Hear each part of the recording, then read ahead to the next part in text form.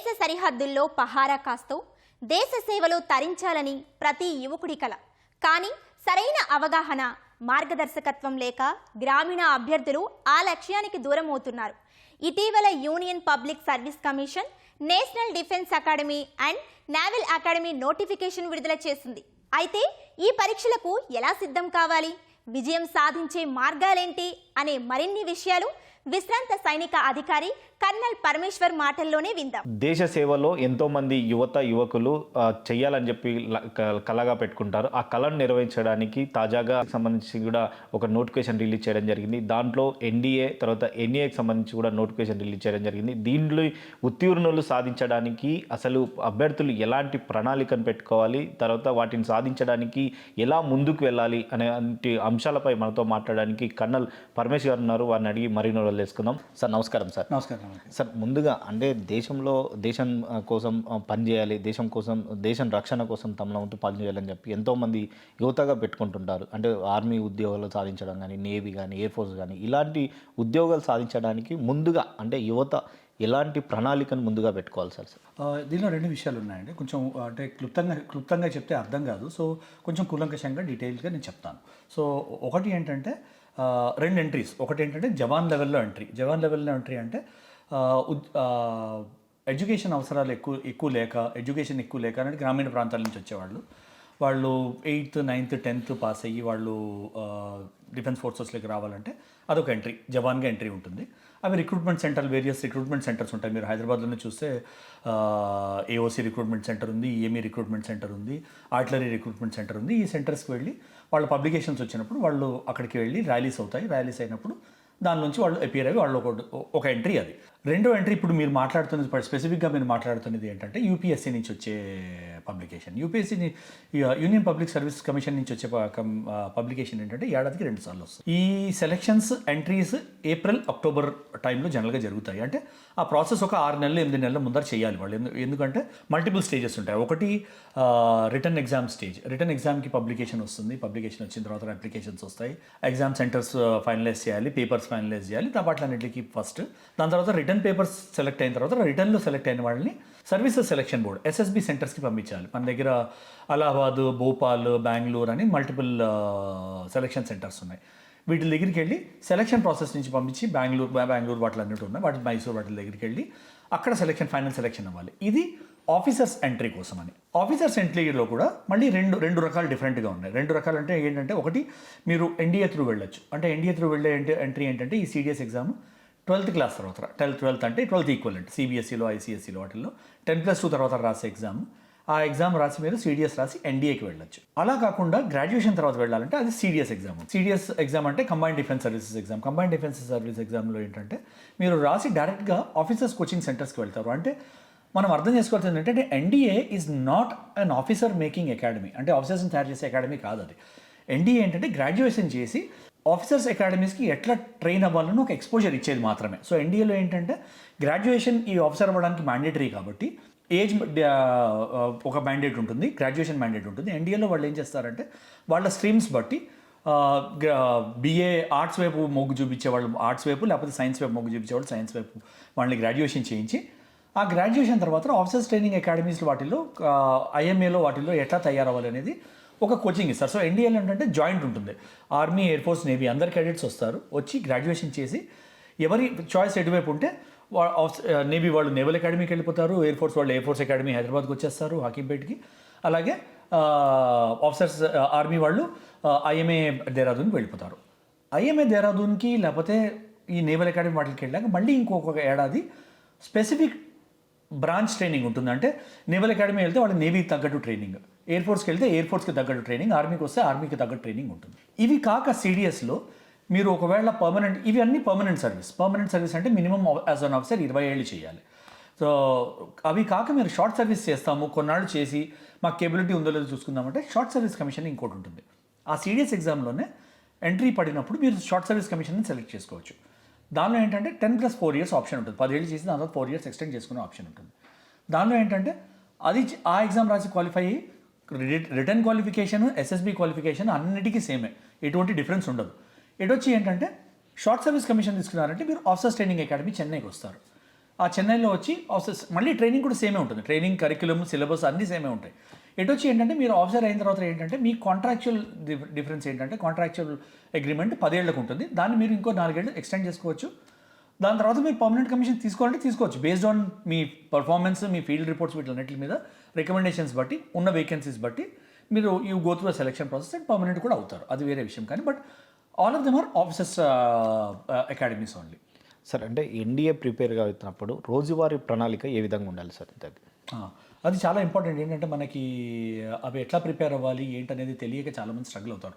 Course ఇప్పుడు media generation వచ్చేసింది, social media and training institute generation వచ్చేసింది. సో మనకి మల్టిపుల్ ట్రైనింగ్ ఇన్స్టిట్యూట్స్ ఉన్నాయి. ఇన్ఫ్యాక్ట్ నాకు తెలిసిన వాళ్ళే రిటైర్ అయ్యి, ఆర్మీ నుంచి రిటైర్ అయ్యి ఇట్లా ట్రైనింగ్ అకాడమీస్ పెట్టుకునే వాళ్ళు కూడా చాలామంది ఉన్నారు. అయితే నా దగ్గరికి గైడెన్స్కి వచ్చిన వాళ్ళందరికీ జనరల్గా నేను చెప్పేది ఏంటంటే వాళ్ళ ప్లాన్ అనేది వాళ్ళకు ఒకటి ఉండాలి. ఒకటి ఫస్ట్ ఆఫ్ ఆల్ ఆ మోటివేషన్ ఉందా లేదా, ఆ జవాబు మనకి మనం ఇచ్చుకోవాలి.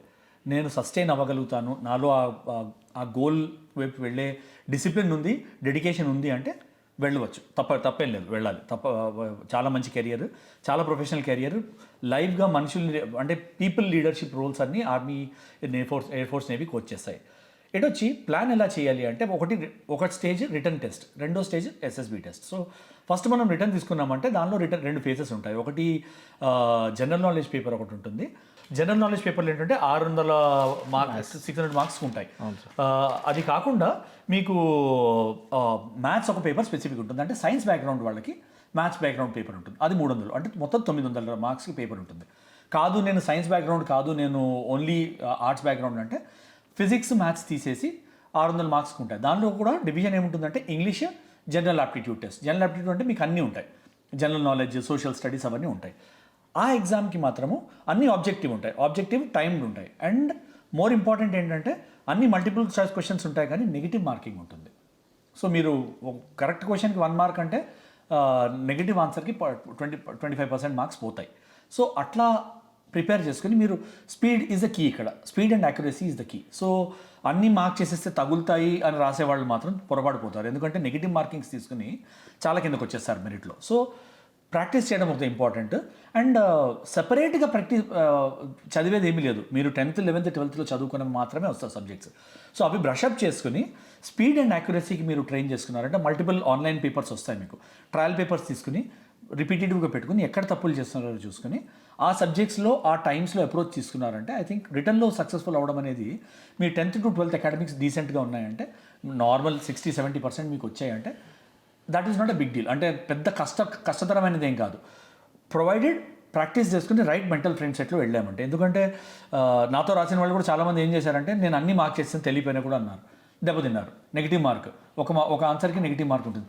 అండ్ రాసేది 1000 మంది ఉన్నప్పుడు 0.25 మార్క్స్ కూడా చాలా డిఫరెన్స్ చేస్తాయి. 0.25 మార్క్స్లో కూడా మీకు 100 ర్యాంకులు 150 ర్యాంకులు వెనక్కి వెళ్ళిపోతాయి. సో అలాంటి తప్పుడు డిసిషన్స్ తీసుకోకుండా ఒక ప్రణాళికతో, అంటే ఒక ప్లాన్ తోటి, ఒక ప్రాక్టీస్ తోటి, కాన్ఫిడెన్స్ వెళ్ళామంటే క్రాక్ చేయడం పెద్ద డిఫికల్ట్ ఏం కాదు.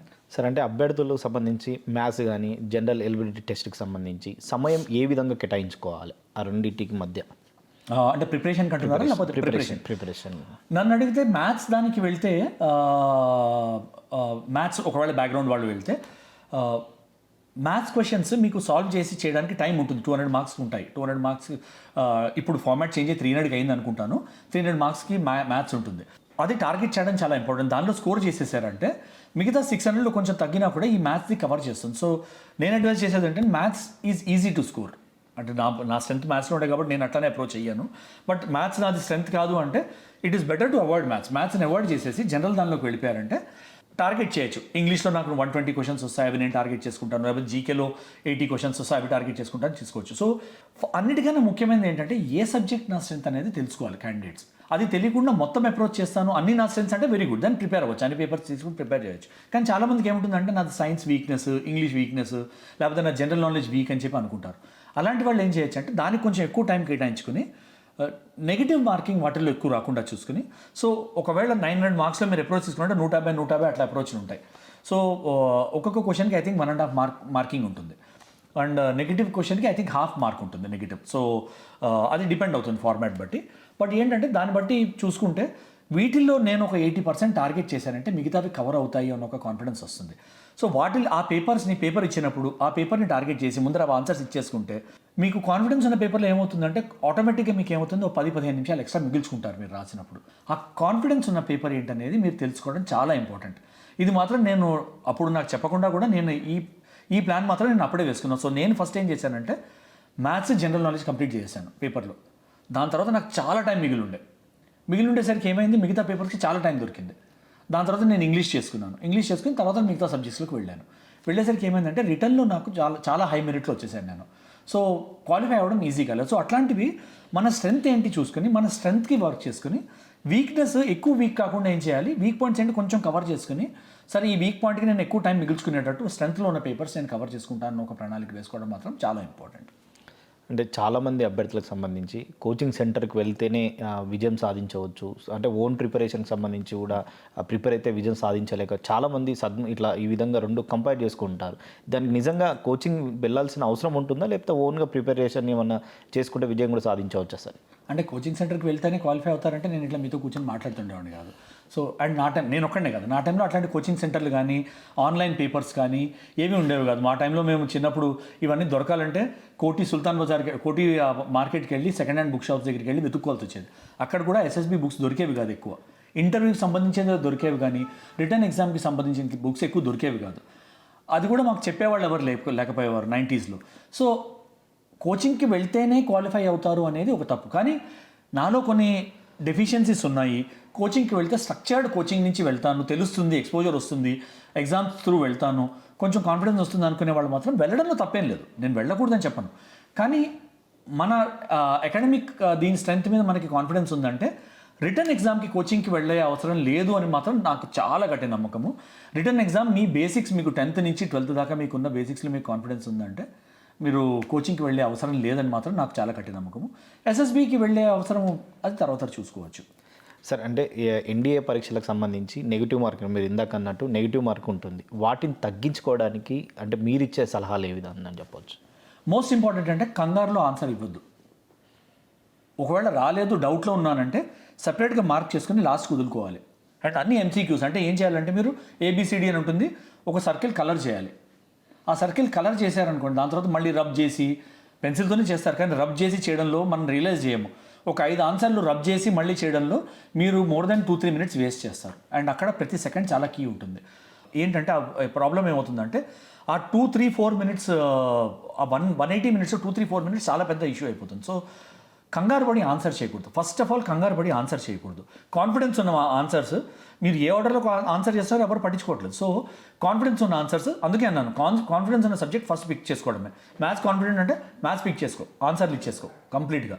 దానిలో కూడా కాన్ఫిడెన్స్ ఉన్న ఆన్సర్స్ ఇచ్చుకున్న తర్వాత మిగతా ఆన్సర్స్ తర్వాత చూసుకోవాలి. సో స్టెప్ బై స్టెప్ అంటే 3 phases నేను ఆన్సర్ చేసేవాడి. రాసేవాళ్ళకి ప్రతి ఒక్కరికి నేను ఒకటే చెప్తాను, ఈచ్ పేపర్ని 3 phases అటాక్ చేయండి. ఫస్ట్ అన్నిటికన్నా ఈజీ క్వశ్చన్స్ ఆన్సర్ చేసుకుంటూ వెళ్ళిపోండి. దాని తర్వాత డౌట్ ఉన్న క్వశ్చన్స్ దానికి వెళ్ళిపోండి.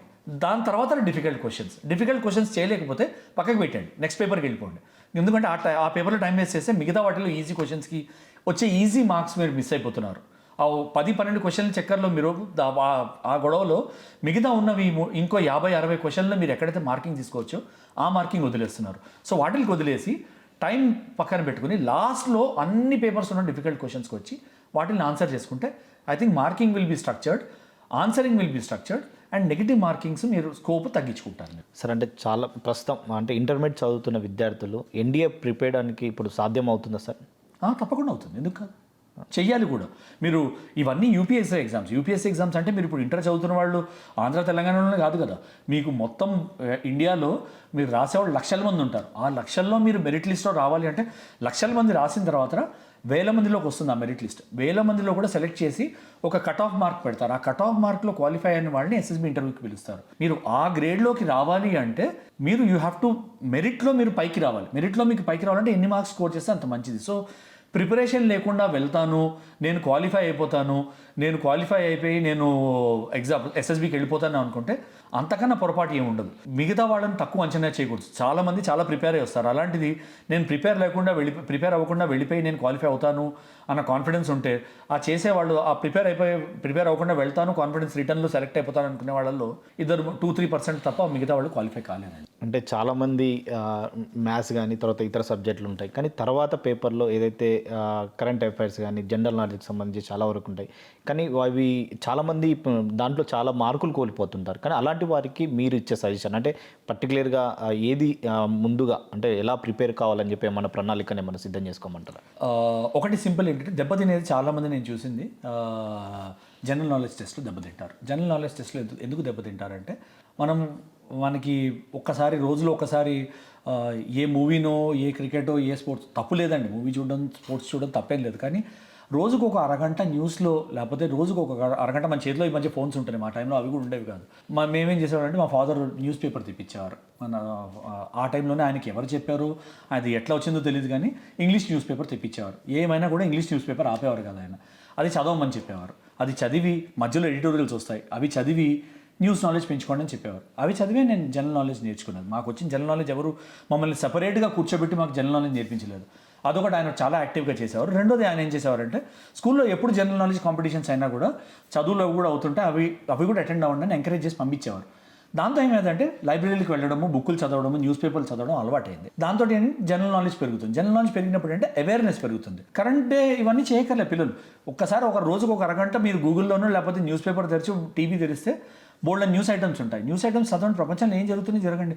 ప్రపంచంలో జరుగుతున్నవి కీలకమైన ఘట్టాలు మాత్రమే. ఇప్పుడు లోక్సభలో ఎప్పుడో ఏదో గొడవ జరిగింది, దాని గురించి క్వశ్చన్ ఎవరు అడగడు, కానీ లోక్సభ ఎలక్షన్లో ఎవరికైనా సీట్లు వచ్చాయని అడగచ్చు. సో అంత డీటెయిల్లో క్వశ్చన్స్ ఉండవు మీకు, కానీ ఇంపార్టెంట్ ఈవెంట్స్ క్వశ్చన్స్ ఉంటాయి. ఇంపార్టెంట్ బిల్స్ ఏం పాస్ అయ్యాయి, లైక్ ఆర్టికల్ 370 బిల్ ఎప్పుడు పాస్ అయిందని అడగచ్చు. కానీ ఆర్టికల్ 370 బిల్లో ఎన్ని సెక్షన్స్ ఉన్నాయి, దానిలో ఏ సెక్షన్లో ఏం రాసిందని ఎవరు అడగడు. అన్ని డీటెయిల్స్ మీరు తెలుసుకోక్కర్లేదు. సో ఆ డిఫరెన్స్ తెలుసుకుని ఇంపార్టెంట్ న్యూస్ ఈవెంట్స్ ఎందుకు జరిగాయి, ఎలా జరిగాయి, దేనివల్ల జరిగాయి, వాటి వల్ల వచ్చిన చేంజ్ ఏంటి, ఇలాంటివి కొన్ని 5Y కాన్సెప్ట్ అని ఉంది. అంటే ఎందుకు అనేది ఏ క్వశ్చన్కైనా ఎందుకు అని 5 సార్లు అడిగితే ఐదోసారి కన్నా ఎక్కువ క్వశ్చన్ అవసరం లేదు, దాని జవాబు వచ్చేస్తుంది మనకి. ఆ 5Y కాన్సెప్ట్లో అప్రోచ్ చేసుకున్నారంటే చాలా తేలిగ్గా జనరల్ నాలెడ్జ్ పేపర్లో అండ్ నాకు తెలిసి నేను నా సెల్ఫ్ ఎవాల్యుయేషన్ నా పేపర్లో కూడా నాకు ఆ న్యూస్ పేపర్ చదవడం వల్ల ఆర్టికల్స్ చదవడం వల్ల నాకు వచ్చింది.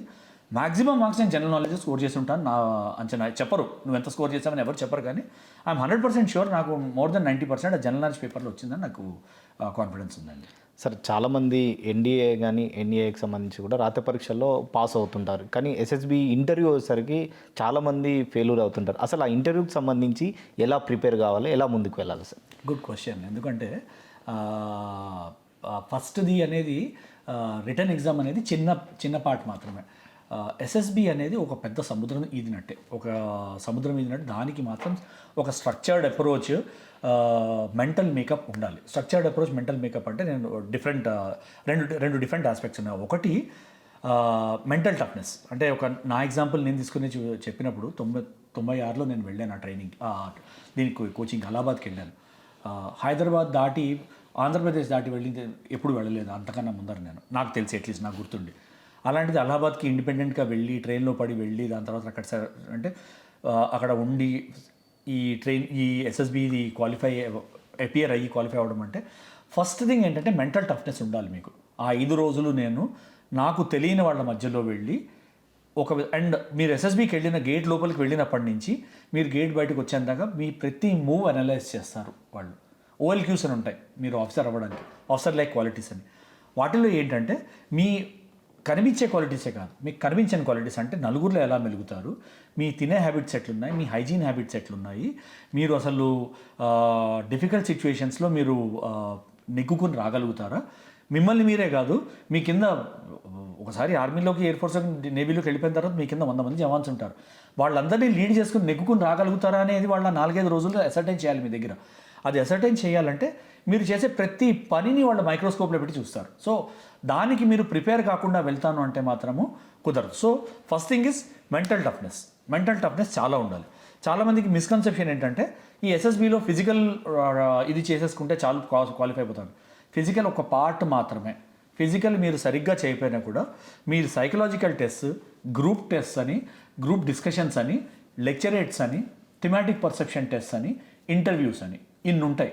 వీటిలన్నింటిలో మీరు బాగా చేసి ఫిజికల్స్లో మీరు యావరేజ్గా చేసినా కూడా మాకు డిఫెన్స్ ఫోర్సెస్లో మాకు ఏంటంటే ఫిజికల్స్ ఏమైనా నేర్పించవచ్చు. Physical is coachable. ఫిజికల్ మీరు ఇవాళ 2 కిలోమీటర్లు 20 నిమిషాల్లో పరిగెడితే రేపు మిమ్మల్ని ప్రాక్టీస్ చేస్తే 2 కిలోమీటర్లు 10 నిమిషాల్లో పరిగెడతారు, తర్వాత 8, తర్వాత 6 నిమిషాల్లో కూడా పరిగెడతారు.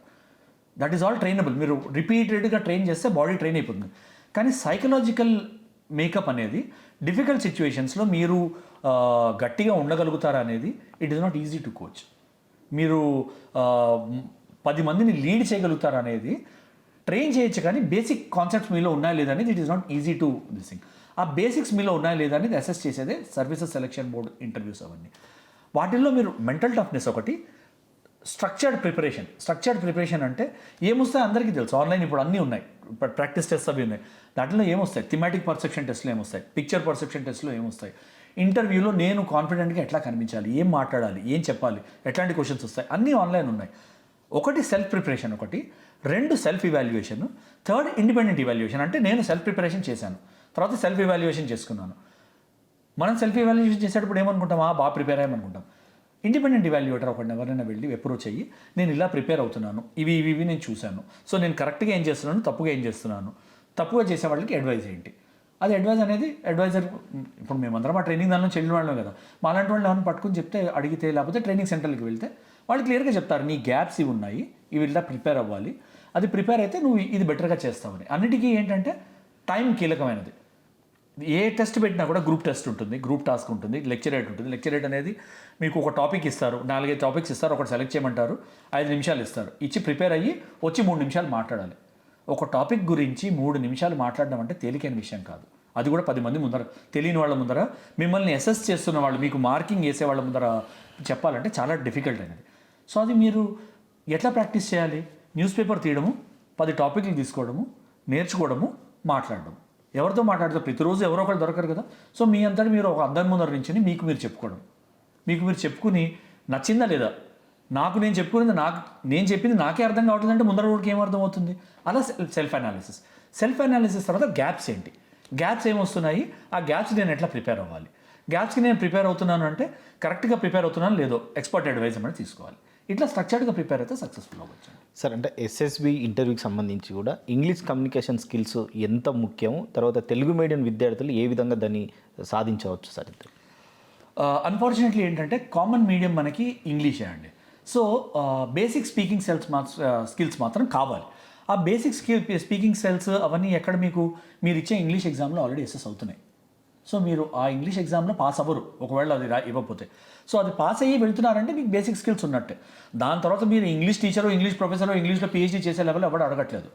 తప్పులు తడకలు మాట్లాడినా కూడా బేసిక్గా మీకు ఒక థాట్ వచ్చింది, ఒక థాట్ని మీరు ట్రాన్స్లేట్ చేసి ముందర వాడికి చెప్పగలుగుతున్నారా అనేది లేదు, అసెస్ చేస్తారు. ఎందుకు అసెస్ చేస్తారు? దానికి కూడా ఒక లాజిక్ ఉంది. అది ఎందుకు అసెస్ చేస్తారు? ఎందుకంటే మీ మైండ్లో ఒక థాట్ వచ్చింది, లేకపోతే మీ సుపీరియర్ దగ్గర నుంచి ఒక ఆర్డర్ వచ్చింది, దాన్ని మీరు ట్రాన్స్లేట్ చేసి ఏ భాషలోకైనా, మీకు వచ్చిన భాష ఏ భాషలోకైనా ట్రాన్స్లేట్ చేసి మీకు ఉన్న వాళ్ళకి చెప్పగలగాలి కదా. ఏదైనా ఆర్డర్ ఎగ్జిక్యూట్ చేయాలంటే, ఏదైనా ఆపరేషన్ ఎగ్జిక్యూట్ చేయాలంటే, అది ఎగ్జిక్యూట్ చేయడానికి మీకు ఆ బేసిక్ ఇంటెలిజెన్స్ ఉందా? ఒక థాట్ వచ్చింది, దాన్ని అక్షరాల్లో పెట్టి, వర్డ్స్లో పెట్టి, దాన్ని ట్రాన్స్లేట్ చేసి ముందర వాళ్ళకి అది ఎగ్జిక్యూటిబుల్ ఆర్డర్కి ఇచ్చే థాట్ ఉందా, కేపబిలిటీ ఉందా లేదా అని చెక్ చేస్తారు. అంతేగాని ఇంగ్లీష్లో మీరు పెద్ద ప్రొఫెసర్ అవ్వాలి, ఇంగ్లీష్లో పిహెచ్డీ అవ్వాలని అవసరం ఉండదు. కొందరికి బాగా వస్తుంది, కొందరికి బాగా రాదు. ఇప్పటికి కూడా నాకు ఈ సర్వీస్ చేస్తున్నారు మా కోర్స్ మేట్ చాలామంది, 30 ఏళ్ళు సర్వీస్, 28 ఏళ్ళు, 29 ఏళ్ళు సర్వీస్. వాళ్ళు ఇంగ్లీష్ మాట్లాడమంటే పెద్ద గొప్పగా మాట్లాడలేరు, కానీ వాళ్ళు సక్సెస్ఫుల్ అయ్యారు ఆర్మీ కెరియర్లో. అట్లనే ఉంటారు. సో బేసిక్ స్కిల్స్ ఉండాలి, ఎక్స్పర్ట్ స్కిల్స్ అవసరం లేదు. సైకాలజిస్ట్ టెస్ట్లో ఒత్తిడి సంబంధించి ఎలాంటి అభ్యర్థులు ఎలా దాన్ని అధిగమించేందుకు మీరు సూచిస్తారు? ఓకే, సైకలాజికల్ టెస్ట్ అంటేనే మీరు ఒత్తిడిలో ఎట్లా రియాక్ట్ అవుతారన్న దానికి ఎగ్జామ్. సో ఒకటి మీకు ప్రాక్టీస్ చేయడం చాలా ఇంపార్టెంట్. ప్రాక్టీస్ చేసి సైకలాజికల్ టెస్ట్ ఫార్మాట్స్ ఎట్లుంటాయో జనరల్గా తెలుసు అందరికీ. ఒకటి ఏంటంటే పిక్చర్ పర్సెప్షన్ టెస్ట్ అని ఉంటుంది. పిక్చర్ పర్సెప్షన్ టెస్ట్లో ఏంటంటే మిమ్మల్ని ఒక స్క్రీన్ ముందర కూర్చోబెడతారు, పెద్ద వైట్ స్క్రీన్ ముందర అందరు క్యాండిడేట్స్ని కూర్చోబెట్టి ఒక గంట టైం ఉంటుంది. గంట టైంలో ఏమంటారంటే 12 పిక్చర్స్ చూపిస్తాము, ఒక్కొక్క పిక్చర్ ఒక్కొక్క నిమిషం చూపిస్తాము. 1 నిమిషం చూపించిన తర్వాత మీకు 3 నిమిషాలు టైం ఇస్తాం. 3 నిమిషాల్లో మీరు 200 వర్డ్స్లోనో 150 వర్డ్స్లోనో మీకు తెలిసినట్టు స్టోరీ రాయాలి. సో ఫర్ ఎగ్జాంపుల్ ఇట్లనే చూపిస్తారు ఒక ఫోటో, ఒక కెమెరామెన్ ఏమో లైట్ అవి వేసి కూర్చున్నాడు, ఒక ఆయన ఇంటర్వ్యూ తీసుకున్నాడు, ఒక ఆయన ఇంటర్వ్యూ ఇస్తున్నాడు, ఒక ఫోటో, అది ఫోటో మాత్రమే, అది చిత్రం కాదు, అంటే మోషన్ పిక్చర్ కాదు, ఫోటో మాత్రమే. 1 minute అట్లా ఫ్లాష్ చేస్తారు, అది మేము చూసుకోవాలి. చూసుకుని దానికి సంబంధించిన ఒక స్టోరీ ఫామ్ చేసుకోవాలి. స్టోరీ ఫామ్ చేసుకుని అది టైమర్ వాళ్ళు స్టార్ట్ చేసినప్పుడు ఆ 150 వర్డ్స్ ఇంగ్లీష్లో రాయాలి. రాసి మళ్ళీ రెడీగా కూర్చోవాలి. ఆ 150 వర్డ్స్ మీరు రాసేసి కూర్చుంటే 3 నిమిషాలు అయిపోగానే నెక్స్ట్ పిక్చర్ స్టార్ట్ అయిపోతుంది మీకు. కంటిన్యూస్గా 12 పిక్చర్లు అట్లా. ఆ 12 పిక్చర్లలో ఏంటంటే మీరు రాసేది ఇప్పుడు ఏమవుతుంది, మీరు ప్రిపేర్ అయ్యి వెళ్ళారు. ప్రిపేర్ అయ్యి వెళ్ళి చాలామంది చెప్తారు ఇలాగే స్టోరీ రాయాలి, ఇలాగే స్టోరీ రాయాలి, ఇలా రాస్తే తప్పు అంటారు, ఇలా తప్పు రాస్తారు. సో 12 పిక్చర్లు ఎందుకు పెడుతున్నారు? మీరు నటన అనేది ఒక పిక్చర్లో, 2 పిక్చర్లో, 3 పిక్చర్లో, దాని తర్వాత ప్రెషర్ పెరుగుతున్న కొద్దీ ఏమవుతుంది, మీ న్యాచురల్ సెల్ఫ్ బయటకు వస్తుంది. అక్కడ అనలైజ్ చేసేవాళ్ళు ఎవరు? 10 మంది సైకాలజిస్ట్ కూర్చొని అనలైజ్ చేస్తారు. అచ్చా వీడు ఫస్ట్ దానిలో వాడు ఏదో ప్రిపేర్ అయ్యి వచ్చాడు, సెకండ్ దానిలో ప్రిపేర్ వచ్చాడు, 4, 5, 6లో తెలిసిపోయింది, 7, 8, 9 వచ్చేసరికి వీడి యాక్చువల్ సైకలాజికల్ మేకప్ ఏంటి తెలిసిపోయింది. సో మీ ఈ 4 రోజులు 5 రోజులు ఇట్లాంటి టెస్టుల నుంచి పెట్టేసరికి మీ డిఎన్ఏ పిక్చర్ వేయగలరు వాళ్ళు. అంత క్లియర్గా వాళ్ళు మిమ్మల్ని అనలైజ్ చేస్తారు. సో ఏంటంటే ప్రిపరేషన్ ఏంటంటే ప్రిటెండ్ కావడానికి కాదు. ప్రిపరేషన్ ఏంటంటే మీ మెంటల్ మేకప్, మీ స్పీడ్ ఆఫ్ రియాక్షన్ స్పీడప్ చేసుకోవడానికి మాత్రమే, అప్స్కిల్ చేసుకోవడానికి మాత్రమే. Changing your mental makeup is not possible. అంటే నాకు ఇది రాదు, నేను చేంజ్ చేసేసుకుంటాను ఆ 4 రోజులు అంటే మాత్రం కుదరదండి. మీ మెంటల్ మేకప్ని స్ట్రాంగ్ చేసుకుని మీ రియాక్షన్ని స్పీడప్ చేసుకునేది ప్రిపరేషన్ ప్రాసెస్. సో అది ఆలోచన ఎట్లా ఆలోచించాలి, ఏ డైరెక్షన్లో ఆలోచనలు ఉంటే అంటే ట్రైనింగ్ సెంటర్స్లో కూడా ఏం చెప్తారు, ఈ పిక్చర్కి ఇలాగే స్టోరీ రాయాలని చెప్పరు. ఇలా ఇప్పుడు ఈ పిక్చర్ మీకు డిస్క్రైబ్ చేసిన పిక్చర్కి 150 స్టోరీలు రాయొచ్చు. అది మీ క్రియేటివిటీ బట్టి, ఆ క్రియేటివిటీ కూడా చూస్తారు అక్కడ. కానీ మీ క్రియేటివిటీ బట్టి మీరు ఎంత పాజిటివ్ మైండ్ సెట్లో ఆలోచించగలుగుతారు అనేది కూడా చూస్తారు. ఎందుకంటే డిఫెన్స్ ఫోర్సెస్లో చాలా ఇంపార్టెంట్ ఏంటంటే ఒక పాజిటివ్ మైండ్ సెట్. ఎక్కడ ఎంత డిఫికల్టీలో ఉన్నా కూడా దీని నుంచి బయటపడగలము అని ఒక నేనే కాదు, నా వెనకాల ఉన్నవాళ్ళు, నేను కమాండ్ చేస్తున్న వాళ్ళు కూడా దీని నుంచి బయటపడగలిగే ఎబిలిటీ మాకుంది, బయటపడగలగము అన్న ఒక పాజిటివ్ మైండ్ సెట్ చాలా ఇంపార్టెంట్. ఆ పాజిటివ్ మైండ్ సెట్, ఆ మెంటల్ స్ట్రెంగ్త్ ఉందా లేదా మనిషికి ఆ ప్రెషర్లోనే చేస్తారు. సో మీరు అడిగిన క్వశ్చన్కి సింపుల్గా ఆన్సర్ చెప్పాలంటే ప్రెషర్కి ఎట్లా రియాక్ట్ అవ్వాలి అంటే, ప్రెషర్కి ఎట్లా అంటే కండిషన్ చేసుకోవాలి మనం. సో ఏంటంటే అక్కడ 3 నిమిషాలు ఇస్తారు తెలుసు మనకి. సో నువ్వు తయారయ్యేటప్పుడు 2.5 నిమిషాలను రాయాలి స్టోరీ. 2.5 నిమిషాలు అనుకుని చేస్తే 2 minutes 45 seconds రాస్తావు కదా. సో అలాంటి ప్రిపరేషన్ చేసుకుంటే అండ్ రైట్ఫుల్గా మీ సెల్ఫ్ అనాలిసిస్ చాలా క్లియర్గా ఉండాలి. పర్వాలేదు అని అనుకున్నామంటే ఆ పర్వాలేదు అనేది ఆ ఎగ్జామ్ ప్రెషర్లో ఇంకా ఫెయిల్ అవుతాం. సో అది జాగ్రత్తగా ఉండాలి. సార్ అంటే చాలామంది అభ్యర్థులకు సంబంధించి నోటిఫికేషన్ రాగానే అంటే ముందుగా రిటర్న్ టెస్ట్కి సంబంధించి కూడా పరీక్షకు ప్రిపేర్ అవుతున్నాయి కూడా చాలామంది ఫిజికల్గా ముందుకు వెళ్తుంటారు. కానీ ఆ విధంగా వెళ్ళొచ్చా? మీ అభిప్రాయం ఏ విధంగా ఉంటుంది సార్? ఫిజికల్ అనేది ఒక జస్ట్ చిన్న ఫ్యాక్టర్ అండి ఎస్ఎస్బి సెలెక్షన్, స్పెషలీ ఆఫీసర్ సెలెక్షన్లో. ఫిజికల్గా పెద్ద టాస్క్లు చేయని వాళ్ళు, ఫెయిల్ అయిన వాళ్ళు కూడా సెలెక్ట్ అయిన తరుణాలు చాలా ఉన్నాయి. ఎందుకంటే డిఫెన్స్ ఫోర్సెస్లో నమ్మకం ఏంటంటే ఫిజికల్ యాప్టిట్యూడ్ అనేది, స్పెషల్లీ ఏ ఏజ్లో వెళ్తాం మేము, 18, 19, 20 ఉన్న ఏజ్లో వెళ్తాం. Peak of your physical capabilities అవి మీకు. ఆ పీక్ ఆఫ్ ఫిజికల్ కేపబిలిటీస్ ఏంటంటే ఒకసారి ట్రైనింగ్ అకాడమీలోకి, సర్వీస్లోకి వెళ్ళినాక కోచబుల్. అవన్నీ పెద్ద డిఫికల్ట్ ఏం కాదు. అవి కంటిన్యూస్గా కోచ్ చేసి స్ట్రక్చర్డ్ కోచింగ్ నుంచి పెడితే, అండ్ మాకున్న సిస్టమ్స్, మాకున్న ప్లాన్స్ అవన్నీ ఏంటంటే డైట్ ప్లాన్స్ కూడా ఉంటాయి, ట్రైనింగ్ ప్లాన్స్ కూడా ఉంటాయి, ట్రైనర్స్ కూడా ఉంటారు, ప్రొఫెషనల్ ట్రైనర్స్ కూడా ఉంటారు మాకు. వాళ్ళందరూ పెట్టే ట్రైనింగ్కి, వాళ్ళందరూ ఇచ్చే ట్రైనింగ్కి ప్లస్ మా సీనియర్స్ కూడా ఉంటారు. వాళ్ళు నేర్పించే వాటికి ఫిజికల్ ఎబిలిటీస్ అనేవి అప్గ్రేడ్ అయిపోవడం చాలా సింపుల్. ఒక టైం పీరియడ్లో వెళ్ళిపోతాయి, అప్గ్రేడ్ అయిపోతాయి. సో ఫిజికల్ ఎబిలిటీస్ ఉంటేనే సెలెక్ట్ అవుతాము, ఫిజికల్ వాటిల్లో బాగా చేస్తేనే సెలెక్ట్ అవుతాము అనేది అన్నిటికన్నా పెద్ద మిస్కన్సెప్షన్ అండి. బాగా చేయాలి వాటిల్లో, తప్పు అది చేయకూడదని నేను అనట్లేదు. కానీ ఫిజికల్ వాటిల్లో కూడా తక్కువ మార్క్స్ స్కోర్ చేసి మిగతా వాటిల్లో బాగా స్కోర్ చేసి క్వాలిఫై అయిన వాళ్ళు చాలామంది ఉన్నారు. నేను I myself I'm an example. Physical దానిలో నాకు ఫిజికల్ టెస్ట్, ఆబ్స్టికల్ టెస్ట్ చేస్తున్నప్పుడు దెబ్బలు తగిలితే ఒక లెవెల్ తర్వాత ఆపేసాను నేను. చేతులు బాగా దెబ్బలు తగిలి, చేతులకు కాళ్ళకి దెబ్బలు తగిలి ఆపేసాను నేను. కానీ క్వాలిఫై అయ్యాను నేను. సో ఫిజికల్ బాగా చేస్తే క్వాలిఫై అవుతామనేది తప్పు. ఫిజికల్ది కూడా మంచిగా చేస్తే ఓకే, మెరిట్లో ఇంకా పైకి వస్తారు. That is only this thing. So return exam టైంలో ఫిజికల్కి తయారవ్వాలంటే ఇట్ ఇస్ నాట్ మ్యాండేటరీ అండి. మీకు రిటర్న్ ఎగ్జామ్ క్వాలిఫై అయిన తర్వాత ఎస్ఎస్బి కూడా బోర్డు అంత టైం ఉంటుంది. ఆ టైంలో కూడా మీరు స్ట్రక్చర్ ట్రైనింగ్ తీసుకొని మెంటలీ ప్రిపేర్ అవ్వచ్చు. సో అవసరం ఉందంటే అవసరం లేదు, కానీ చేసే ఇంట్రెస్ట్ ఉందంటే చేయొచ్చు, తప్పేం లేదు. సార్ అంటే మెడికల్ టెస్ట్ విషయంలో అభ్యర్థులకు సంబంధించి ముందుగా ఎలాంటి జాగ్రత్తలు తీసుకోవాలి సార్? మెడికల్ టెస్ట్ జాగ్రత్త తీసుకునేది ఏంటండి, మళ్ళీ మీకు ఎస్ఎస్బి ఒక 4 రోజులు ఉంటే మెడికల్ టెస్ట్ ఇంకో 4 రోజులు ఉంటాయి. సో ఒక్కొక్క ఈచ్ అండ్ ఎవ్రీ స్పెషాలిటీ నుంచి వెళ్తారు మీరు. సో ఫిజికల్గా మీకు ఏమైనా గ్రేవ్ డిఫెక్ట్స్ ఉంటాయి అంటే మీకు లైక్ హార్ట్ రిలేటెడ్ ఇష్యూస్ ఏమన్నా ఉన్నా, మైండ్ రిలేటెడ్ ఇష్యూస్ ఏమన్నా ఉన్నా, న్యూరలాజికల్ ఇష్యూస్ ఏమన్నా ఉన్నా, లేకపోతే మీ వైటల్ ఆర్గన్స్ అంటే లంగ్స్కి కానీ, కిడ్నీస్కి కానీ, హార్ట్ చెప్పాను, హార్ట్ మైండ్ వీటిలన్నిటికీ సంబంధించినవి ఏమైనా మేజర్ డిఫెక్ట్స్ ఉంటే అప్పుడు మీరు రిజెక్ట్ అవుతారు. లేకపోతే మాత్రం జనరల్గా రిజెక్ట్ అయ్యే క్వశ్చన్ లేదు మీకు. బేసికలీ ఫిజికల్ అట్రిబ్యూట్స్ అన్ని జనరల్గా బాగానే ఉన్నాయి, ఫిజికల్ డెఫిషియన్సీస్ లేవు అంటే మాత్రం మీరు సెలెక్ట్ అవుతారు. కానీ దానికి మీకు న్యూరాలజిస్టులు అని, నెఫ్రాలజిస్ట్ అని, మెడికల్ స్పెషలిస్ట్ అని, ఆర్థోపెడిషియన్స్ అని, సైకియాట్రిస్ట్ ఆల్రెడీ మిమ్మల్ని ఎవాల్యుయేట్ చేస్తారు. సో వీళ్ళందరూ ఎవాల్యుయేట్ చేస్తారు, దాని తర్వాతనే మిమ్మల్ని తీసుకుంటారు. సో ఎగ్జాంపుల్ చెప్పాలంటే నేను సెలెక్ట్ అయినప్పుడు ఒక అబౌట్ 450 పీపుల్ బ్యాచ్లో ముగ్గురం సెలెక్ట్ అయ్యాము. ముగ్గురంలో మేమిద్దరమే మెడికల్గా క్లియర్ అయ్యాము. మూడో అతను మన్వేంద్ర భట్టాచార్య అని బెంగాల్ నుంచి వచ్చాడు పాపం. అతనికి హార్ట్ మర్మర్ అన్న ఒక కండిషన్ ఉండేది. అది ఉంటే సర్వీసెస్లో ఉండే ఫిజికల్ స్ట్రెస్ అండ్ స్ట్రెయిన్ తట్టుకోలేదు హార్ట్, ఇట్ ఈస్ డేంజరస్ అని చెప్పి అతన్ని మెడికల్గా రిజెక్ట్ చేసేసారు. సో అతను పాపం ఇంత క్వాలిఫై అయ్యి కూడా మెడికల్గా అతనికి కేబిలిటీ లేదు కాబట్టి అతను డిస్క్వాలిఫై అయ్యాడు. అండ్ మెడికల్ గ్రౌండ్లో మీరు అలాంటి గ్రౌండ్లో మీరు రిజెక్ట్ అయితే మళ్ళీ సెలెక్ట్ అయ్యే స్కోప్ లేదు. బికాజ్ ఫిజికల్ డిజేబిలిటీ ఉందంటే వాళ్ళకి తీసుకెళ్ళి వాళ్ళ లైఫ్ని రిస్క్లో పెట్టి బెనిఫిట్ ఉండదు మనకి. సో మెడికల్ కూడా చాలా ఇంపార్టెంట్, కానీ మెడికల్గా మీరు తయారయ్యేదేం లేదు. మీ డెఫిషియన్సీ ఏమైనా ఉంటే అది బయటకు వస్తుంది అండ్ దానికి మీరు చేసే ఇదేం లేదు. టెంపరీ డెఫిషియన్సీస్ కొన్ని ఉంటాయి. టెంపరీ డెఫిషియన్సీస్ అంటే ఫర్ ఎగ్జాంపుల్ మీరు ఐ టెస్ట్లో మీకు ఏ క్యాటరాక్ట్ ఇష్యూ ఏదో ఉందని తేలింది. సో క్యాటరాక్ట్ ఇష్యూ ఉందంటే మీరు క్యాటరాక్ట్ కరెక్ట్ చేసుకుని వచ్చి మళ్ళీ మాకు రిపోర్ట్ చేయండి, వేరే సెంటర్కి రిపోర్ట్ చేయండి, అది చూసి మీ కళ్ళు బాగానే ఉన్నాయంటే మేము సెలెక్ట్ చేసుకుంటాం అంటారు. జస్ట్ ఎగ్జాంపుల్ ఇచ్చాను నేను అంతే మీకు, అంతకన్నా. సో అవి టెంపరీ డెఫిషియన్సీస్ ఉంటాయి. ఏవైతే రికవరబుల్ డెఫిషియన్సీస్ ఉంటాయో వాటి వల్ల రిజెక్ట్ అవ్వరు. కానీ పర్మనెంట్ డెఫిషియన్సీస్ ఉన్నాయనుకోండి, ఏదో మీకు ఫర్ ఎగ్జాంపుల్ బోన్ డెఫిషియన్సీ ఉంది, అది మీకు it's not a deficient, it normal this thing. So అలాంటి వాటిలో పర్మనెంట్ రిజెక్షన్ ఉంటుంది. అది రెక్టిఫైయబుల్ డెఫిషియన్సీ కాకపోతే it is a permanent rejection, లేకపోతే టెంపరీ రిజెక్షన్స్ అవుతాయి, మళ్ళీ మీరు సెలెక్ట్ అవ్వచ్చు.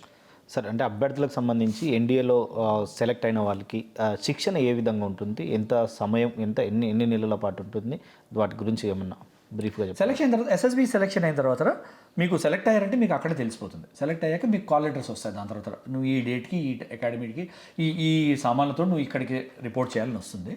అవి ఎన్డీఏలో అంటే నేను మీకు చెప్పినట్టు 3 ఏళ్ళ ట్రైనింగ్ ఉంటుంది. 3 ఏళ్ళ ట్రైనింగ్ అంటే అది ఫిజికల్ ట్రైనింగ్తో పాటు మీరు గ్రాడ్యుయేషన్ కూడా చేస్తారు ఎన్డీఏలో. ఆ 3 ఏళ్ళ ట్రైనింగ్ తర్వాత ఎన్డీఏ చేసిన తర్వాత ఇండియన్ నేవల్ అకాడమీకి కానీ, ఇండియన్ ఎయిర్ ఫోర్స్ అకాడమీకి కానీ, లేకపోతే ఇండియన్ మిలిటరీ అకాడమీకి కానీ మీరు వెళ్ళిపోతారు. అక్కడ 1 ఇయర్ ట్రైనింగ్, ఆఫీసర్స్ ట్రైనింగ్ ఉంటుంది. సో టోటల్ ట్రైనింగ్ మీరు అనుకుంటే ఎన్డీఏ తర్వాత 4 ఏళ్ళ ట్రైనింగ్ ఉంటుంది. 3 ఏళ్ళ ట్రైనింగ్ మీకు మోస్ట్లీ అకాడమిక్ ఓరియంటెడ్ ఉంటుంది. అకాడమిక్ ఓరియంటెడ్ మీకు గ్రాడ్యుయేషన్ చేయాలి, మ్యాండేటరీ కాబట్టి.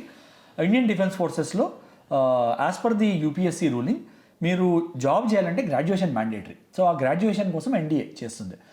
ఆ చేస్తూ ఏంటంటే ఎన్డీఏతో అడ్వాంటేజ్ ఏంటంటే మీరు డిఫెన్స్ ఫోర్సెస్లో ఎట్లా మెలగాలి, డిఫెన్స్ ఫోర్సెస్లో ఉండడానికి, సక్సెస్ఫుల్ అవ్వడానికి ఏం కావాలనేది కూడా ప్యారలల్గా ట్రైనింగ్ నడుస్తుంది. గ్రాడ్యుయేషన్తో పాటు ఈ ప్యారలల్ ట్రైనింగ్ కూడా నడుస్తుంది. దాంతో ఏమవుతుందంటే మెంటల్ కండిషనింగ్ ఆ 3 ఏళ్ళు వాళ్ళకి క్లియర్గా తెలిసిపోతుంది. అండ్ దాని తర్వాత మళ్ళీ 1 ఇయర్ ఐఎంఎల్లోకి వెళ్ళాక అది స్పెసిఫిక్ ఆఫీసర్స్ ట్రైనింగ్ ఉంటుంది. ఆ ఆఫీసర్స్ ట్రైనింగ్ అయినాక అంటే 4 ఏళ్ళ తర్వాత మీరు కమిషన్ ఆఫీసర్గా ఇండియన్ ఆర్మీలోకి ఎంటర్ అవుతారు. ఎలా ఉంటుందని మీరు క్వశ్చన్ అడిగారంటే మాత్రం మెంటల్లీ తయారై ఉండాలి. చాలా డిఫికల్ట్ ఉంటుంది.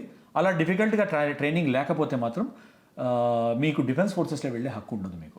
అది డిఫికల్ట్గా లేకుండా ఈజీగా మిమ్మల్ని ప్యాంపర్ చేసి కాలేజీల్లో, స్కూల్లో కూర్చోబెట్టి చెప్పినట్టు చెప్తే అవి డిఫెన్స్ ఫోర్సెస్ ట్రైనింగ్స్ కాకూడదు కూడా.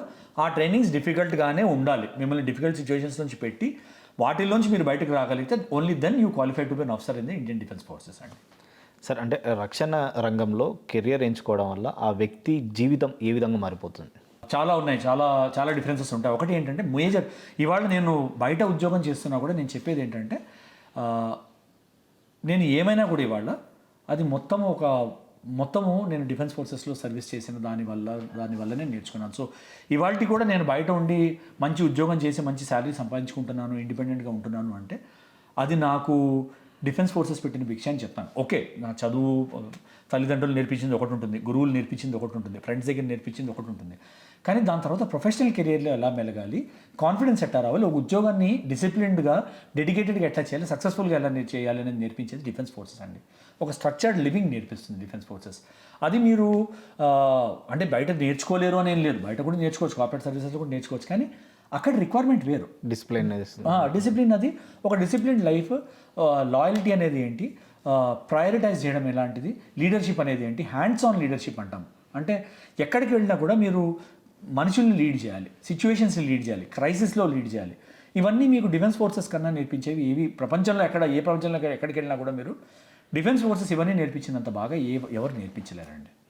సార్, చివరిగా దేశవ్యాప్తంగా ఎన్డీఏకి కానీ ఎన్ఈఏకి సంబంధించి కూడా ప్రిపేర్ అవుతున్న అభ్యర్థులకు మీరు ఇచ్చే ముఖ్య సందేశం ఏంటి సార్? ఒకటి చాలా ఇంపార్టెంట్ ఏంటంటే సెల్ఫ్ డిసిప్లిన్.